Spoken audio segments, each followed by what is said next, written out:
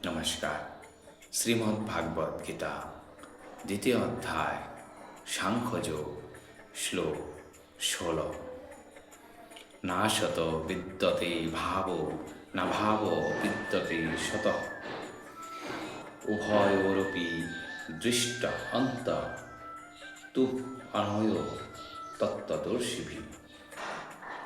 ন অর্থাৎ না, অসত অর্থাৎ অনিত্য বস্তুর, বিদ্যতে অর্থাৎ হয়, ভাব অর্থাৎ স্থায়িত্ব, ন অর্থাৎ না, অভাব অর্থাৎ বিনাশ, বিদ্যতে অর্থাৎ হয়, শত অর্থাৎ নিত্য বস্তুর, উভয় অর্থাৎ উভয়ের, অপি অর্থাৎ যথার্থই, দৃষ্ট অর্থাৎ দর্শন করে, অন্ত অর্থাৎ সিদ্ধান্ত, তু অর্থাৎ কিন্তু, অনয় অর্থাৎ তাদের, তত্ত্ব অর্থাৎ সত্য, দর্শিবি অর্থাৎ দ্রষ্টাদের দ্বারা। অনুবাদ: তত্ত্বদ্রষ্টাগণ সিদ্ধান্ত করেছেন যে অনিত্য জড় বস্তুর স্থায়িত্ব নেই এবং নিত্য বস্তুর কখনো বিনাশ হয় না। তারা উভয়ের প্রকৃতি সম্বন্ধে অবগত হয়ে এই সিদ্ধান্তে উপনীত হয়েছেন। তাৎপর্য: পরিবর্তনশীল দেহের কোনো স্থায়িত্ব নেই।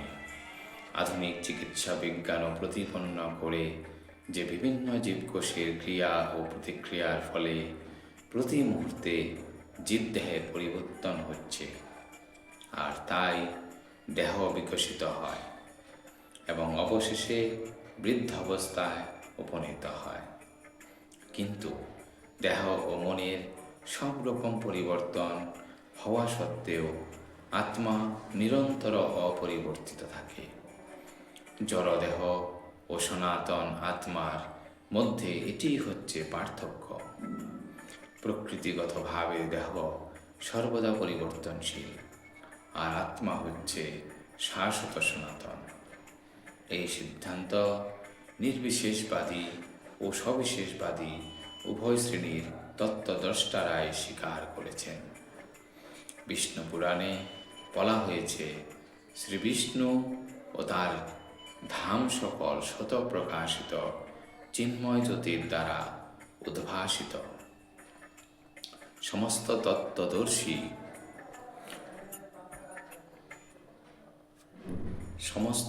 তত্ত্বদর্শী মহাজনেরাই নিত্য ও অনিত্য বলতে চেতন ও জড় বস্তুকেই উল্লেখ করেন।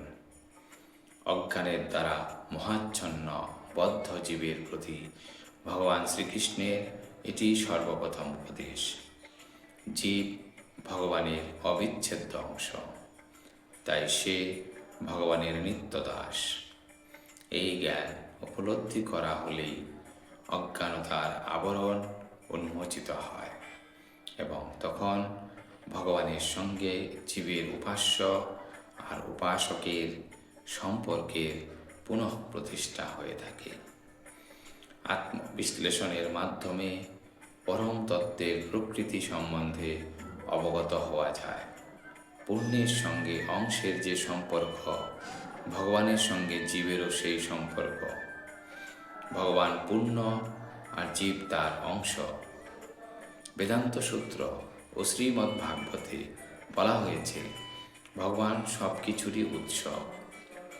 সব কিছুই উদ্ভূত হয়েছে ভগবানের থেকে।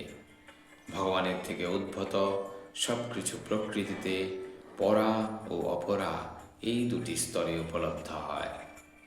জীব ভগবানের পরা প্রকৃতির অন্তর্গত। সপ্তম অধ্যায়ে এই সম্বন্ধে বিশদভাবে আলোচনা করা হবে। শক্তি ও শক্তিমানের মধ্যে যদিও কোনো ভেদ নেই, তবুও শক্তিমানকে শক্তির নিয়ন্তা রূপে স্বীকার করা হয়ে থাকে।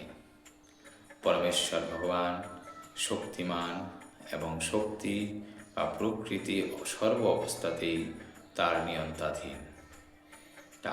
তাই প্রভু ও ভৃত্য অথবা গুরু ও শিষ্যের সম্পর্কের মধ্যে জীবসমূহ সর্বদাই পরমেশ্বর ভগবানের অধীন। অজ্ঞানের অন্ধকারে আচ্ছন্ন থাকলে এই স্বচ্ছ জ্ঞান উপলব্ধি করা সম্ভব নয়। ভগবান তাই অজ্ঞান অন্ধকার দূরীভূত করে সর্বকালের সমগ্র জীবকুলকে জ্ঞানের আলোকে উদ্ভাসিত করার জন্য এই ভগবদ্গীতার শিক্ষাদান করেছেন। ধন্যবাদ।